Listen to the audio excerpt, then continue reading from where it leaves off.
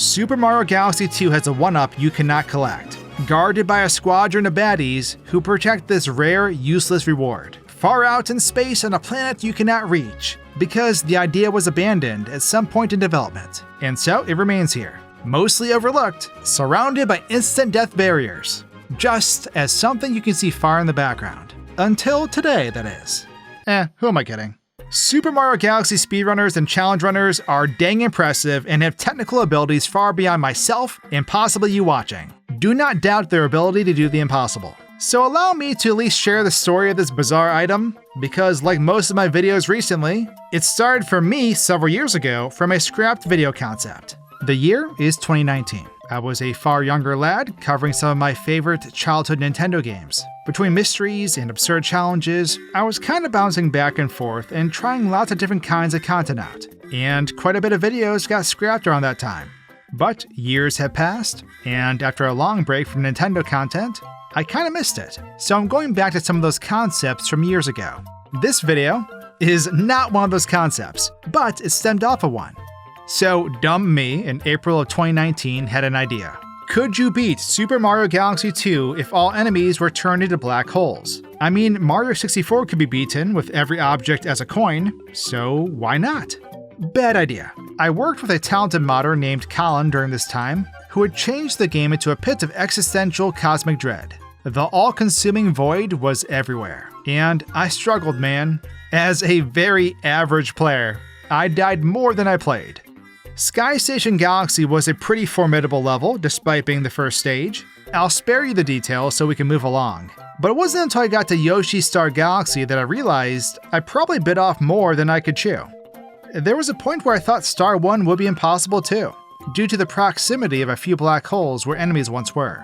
The kill radius on the black holes is pretty unforgiving, and also invisible, so that's nice. Not having enough stars means you can't progress. And you don't have a lot of options at this point in the game to get more of them if you run to a roadblock. And my untalented self wasn't great at the Yoshi hover exploit.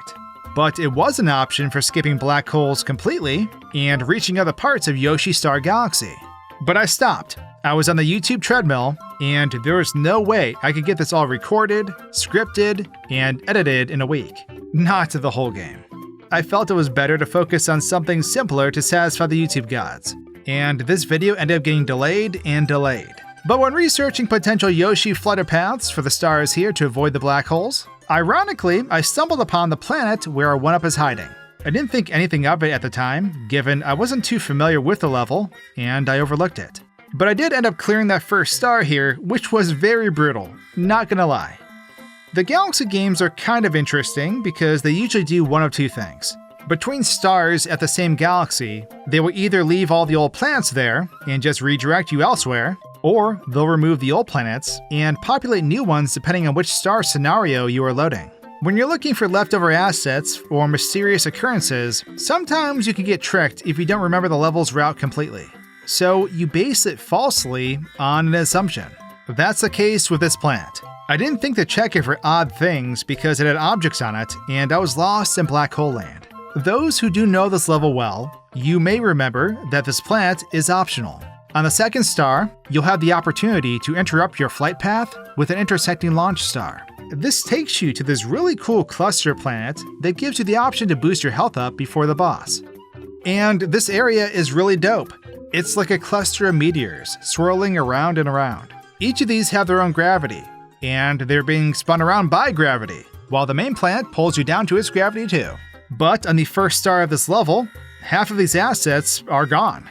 There are no launch stars on Star 1's route that take you here, as it's part of the second level set. However, what is left behind is unique.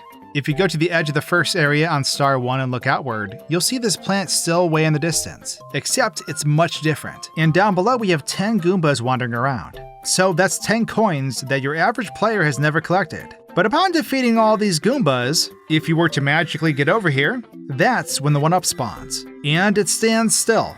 No green demon crap, no green coward crap. It doesn't run from you once spawned. It respects your ability as a gamer for getting over here somehow. So then, how? How can this be obtained? Mario Galaxy 1 and 2 tend to load up on death planes in all sorts of different areas, considering spherical gravity has you walking in all sorts of directions. So it's not always as simple as traveling in a straight line, because you're gonna die. While doing research on the area, I did come across a video by a speedrunner named Space. The written commentary video about Super Mario Galaxy 2's Mystery Goombas breaks down their journey to obtain this, and they figured out a way. By the looks of it, it wasn't that easy. They did eventually get over here with a precise flutter though, and complete the challenge after many trial and error attempts. Their video description says, "There have been a small number of reports about this, so I thought I'd make a more in-depth video." So if they had seen others mention it, when was this first found? We'll go down that rabbit hole in just a second, but let's talk about what this one-up situation more than likely is. Throughout the game, and including this level, you'll find these pads that warp you to planets. They then start a timer, and you have to defeat all the enemies, or clear some sort of task to get a prize. Unless they're all black holes. Then you're doomed. But in this level's case, the prize is multiple one-ups. These all spawn and start moving, so at some point in development, the floating flat island we have now for this challenge potentially replace the off-limits area where our elusive extra life has been abandoned. Why? We don't know if the Star 2 version of this place came first, or the less exciting Star 1 version. We can tell this was earlier in development though, because when the one-up spawns from defeating the Goombas, it doesn't move. It just stays put. Looking at the file names gives us hints too. This planet here is called Mini-Planet Across Planet, but within its associated zone, it's labeled as Grass Bonus Planet. This confirms this did used to be a timed bonus area, because this level's real-time bonus area is named similarly. It's called Petite Porter Planet A, but under the text, Bonus Planet Grass. Both names contain the same words, and most importantly, the word bonus, which is what these places are, and the hellscape they evolved into when we got to Super Mario 3D World. It's interesting though, because there's also a timed warp on Star 2 that does take us to a similar spherical planet that has the same Goomba challenge. This one is named SwankyBox Break Planet, sublabeled Spherical Dirt Planet. It's a clump of dirt and placed far above in the level. This planet is accessed on Star 1 and Star 2, which is interesting, because so was the Grass bonus planet with the discs. So did they mock up the challenge on the off-axis planet on Star 1 and move it here once level 2 was laid out? Or did they move it because it took players to an area they wanted to further use for the secret life mushroom before the boss? If the floating discs were originally above the player, like in the now scrapped version, I can see that confusing players. If you see something above you, you want to know what it is and how to get there. A player may not finish the bonus challenge because they are trying to bounce off Goombas and Yoshi flip jump to reach these upper planets. And so, they run out of time. Remember, they haven't had a chance to see this place in Star 2 yet, so if they get warped back and can't access the challenge again, they are going to think they missed something. They have to stop and think whether they should restart. That's not a user experience story that game developers typically want. So I'm thinking that may be the reason, in my humble opinion, the change occurred. Assuming those discs were always there and not a later addition. But we're not done here, because there's a few more neat things. For one, there's more coins than just the 10 Goomba coins over here. The plants are hiding some more too, thus raising the total coin count in the stage significantly. And two, there's another inaccessible one-up, 2 for the price of 1.